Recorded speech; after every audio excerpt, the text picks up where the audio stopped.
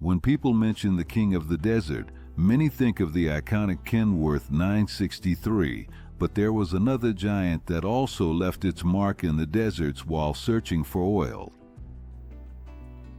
We're talking about the Berliet T100, a behemoth whose imposing presence made other vehicles look like toys next to it. Join us as we uncover the story of the Desert Giant, a truck that challenged the dunes of the Sahara and became a legend. Berliet, a pioneer in the automotive industry. If you've ever heard about the most impressive trucks in history, Berliet is surely one of the first names that comes up. This French brand, founded in 1899, was one of the first to set the standard in the automotive industry, innovating with 4- and 6-cylinder engines and creating vehicles that were not only functional, but also true engineering masterpieces. In the 1910s, Berliet established itself as one of the most important manufacturers in Europe, and by the 1950s it was ready to take on one of the greatest challenges in its history: conquering the desert. The birth of the Berliet T100. In the early 1950s, France was in the midst of a black gold rush. The Sahara Desert, rich in oil resources, became the target of an ambitious project to find new oil reserves. This is where the T100 comes into play, a truck as gigantic as it is legendary. Born out of the need to move heavy machinery across the Sahara dunes, this colossus was unveiled to the world at the Paris Motor Show in 1957. With colossal dimensions, 15.3 meters long, 4.5 meters high, and almost 5 meters wide, it wasn't just a truck.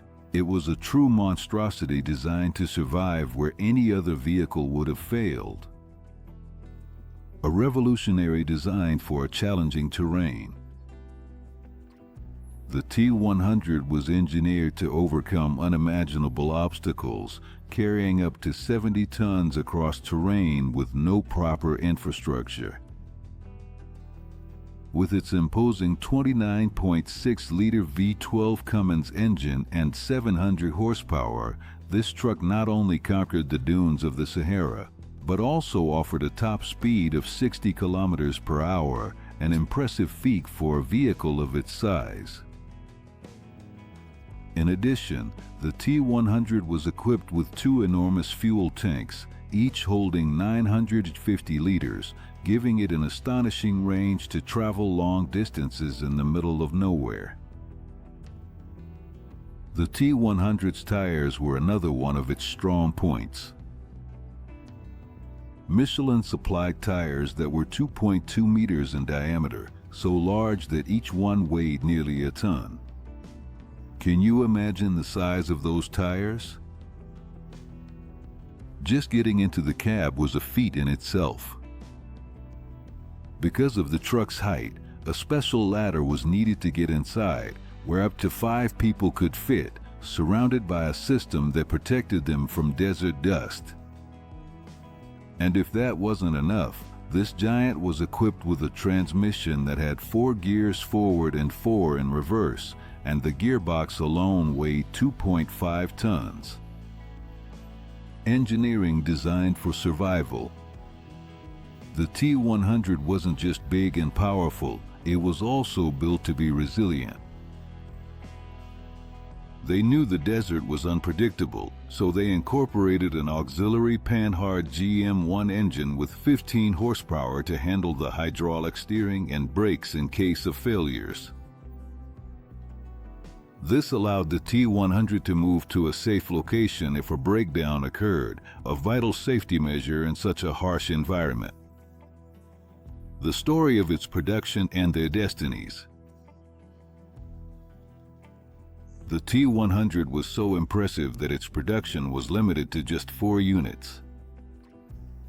The first one, with a closed platform, was presented in Paris and, after a promotional tour, was assigned to the tough job of working in the oil fields of the Sahara.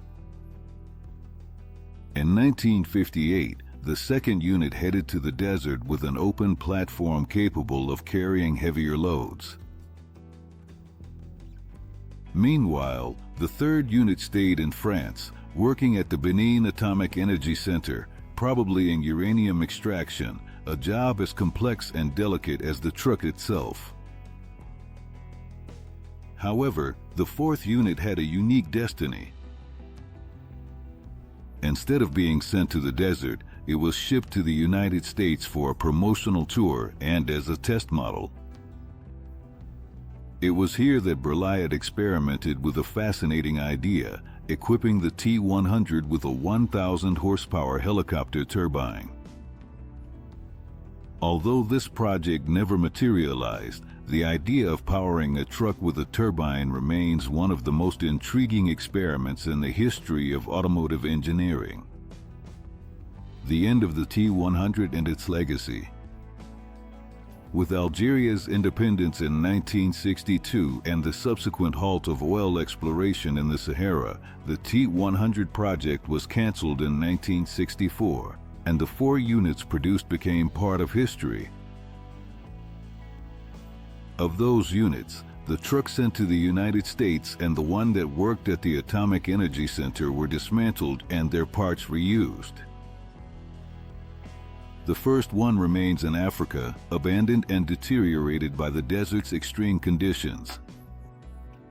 It's a shame that the story of that giant wasn't better preserved.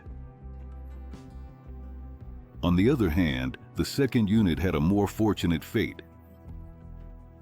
After its service life, it was brought back to France in 1981 and restored by the Marius Berliet Foundation, making it one of the most unique and valuable pieces in automotive history. Although the original T100 no longer crosses the Sahara dunes, its legacy lives on, inspiring future generations of engineers and truck enthusiasts. The end of Berliet and its impact on the industry.